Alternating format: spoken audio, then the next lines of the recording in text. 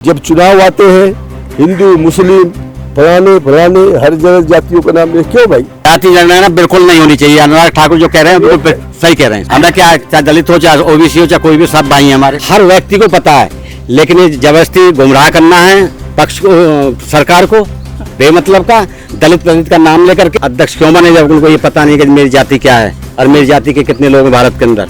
उन्हें अध्यक्ष पद पर रहने का अधिकार ही नहीं है। जिस देश का प्रधानमंत्री दलितों के पैर धोए हों और पोछे हों, तो हमको क्या हुआ है? हम अपने भाई को अपने घर में बैठाते हैं, सीट गिर के बैठाते हैं। दलितों को इतना उन्होंने सम्मान किया कि आज तक कांग्रेस ने किया ही, दलितों का नाम ही उनके मुंह पे नहीं आया। ये सब जबरदस्ती देश को तोड़ना चाहते हैं जाति गणना करके। आप बताइए कि जाति जनगणना होनी चाहिए कि नहीं हो रही है?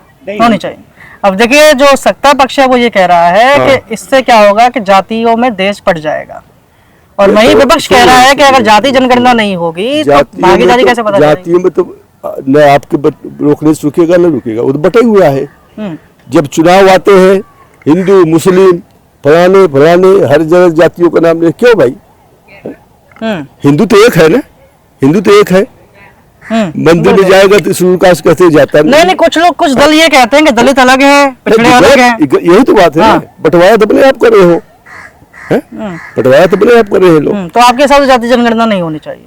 नहीं होनी चाहिए, सब एक है। होनी चाहिए। भाजपा का बैठे हम कह रहे हैं सही कह रहे हैं। जाति जनगणना बिल्कुल नहीं होनी चाहिए। अनुराग ठाकुर जो कह रहे हैं बिल्कुल सही कह रहे हैं, 100% सही कह रहे हैं। सभी एक है और सब भाई हैं हमारे। हमें क्या, चाहे दलित हो चाहे ओबीसी हो चाहे कोई भी, सब भाई हैं हमारे। अच्छा, जिस तरह से ब्राह्मणवाद का भूत बनाया जाता है उसके पे क्या? ब्राह्मणवाद का कोई भूत नहीं है, सभी आपस का मामला, सब जातियां। लेकिन इस चीज को मानेंगे कि नहीं मानेंगे कि सालों सालों से क्या कहते हैं दलितों के साथ अत्याचार हुआ है? मैं कह रहा हूँ कतई 10 साल में दलितों के पैर धोए, कैसे अत्याचार बता रहे? अत्याचार हुआ था कांग्रेस के जमाने में दलितों का, और इसीलिए 40-50-55 साल राज कर गई दलित के साथ में अत्याचार करके, मुसलमानों के साथ में अत्याचार करके। अब कर लेना, अब देखें भला कैसे सरकार चला ले। तो आपका कहने का मतलब कांग्रेस ने अत्याचार करा था? बिल्कुल, कांग्रेस ने अत्याचार किया था दलितों के। दलित हो चाहे मुसलमान हो, उसने जाति को देख करके हमेशा गुमराह किया, अंधेर रखा। अच्छा, मोदी जी जब आए, जब पता पड़ी मोदी जी दलितों के पैर धोते तो आपको खूब पता है। दलितों के ऊपर फूल बरसाते। 2 साल का बेंच मंदिर था, क्या कांग्रेस का सो रही थी, मोदी ने आगे कैसे बनवा दिया? अच्छा, चलिए, मैं आपको मल्लिकार्जुन खड़गे जो हैं कांग्रेस के अध्यक्ष हैं, उन्होंने एक ट्वीट करा है। उन्होंने लिखा है कि हाँ, मैं भारतीय हूँ और दलित हूँ, लेकिन मुझे नहीं पता कि हम कितने हैं। हाँ, मैं आदिवासी हूँ, लेकिन मुझे नहीं पता कि हम कितने हैं। हाँ, मैं ओबीसी हूँ, लेकिन मुझे नहीं पता कि हम कितने हैं। आज हम सभी को यह आंकने की जरूरत है कि इस देश की तरक्की में हमारी कितनी भागीदारी है।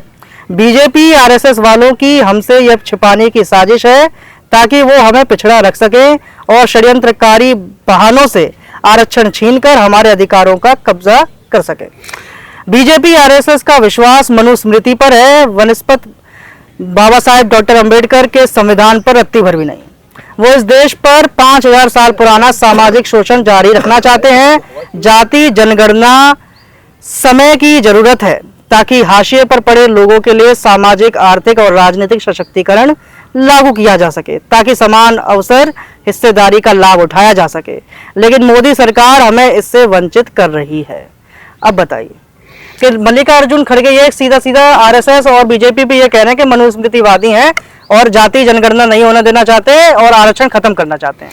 मैं आपको बता दूं, जिस दिन से श्री मान जी खड़गे जी जो इतनी बड़ी पार्टी थी कांग्रेस, उसके अध्यक्ष बने, उन्हें बोलने की पता नहीं है।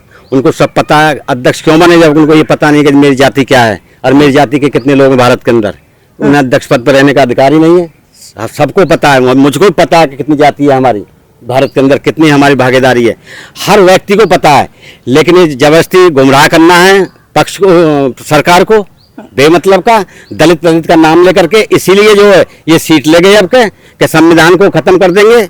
संविधान सबसे पहले लेकर के इंदिरा गांधी से लेकर के नेहरू से लेकर के इन्होंने खत्म किया कई दफे।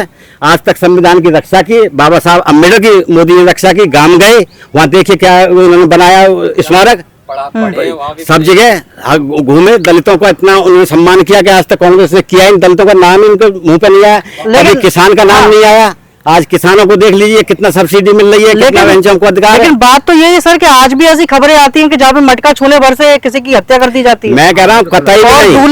दूल्हे को घोड़े पे इसलिए उतार दिया जाता है कि पिछड़े वर्ग हमारी भाजपा सरकार ऐसी है, हमारे मोदी जी ऐसे हैं, कतई दलित घड़ा छूने की बात करें, हमारे घर में बैठे हम सीट घेरते हैं उनके लिए और अपने सीट बैठाते हैं अपने सामने।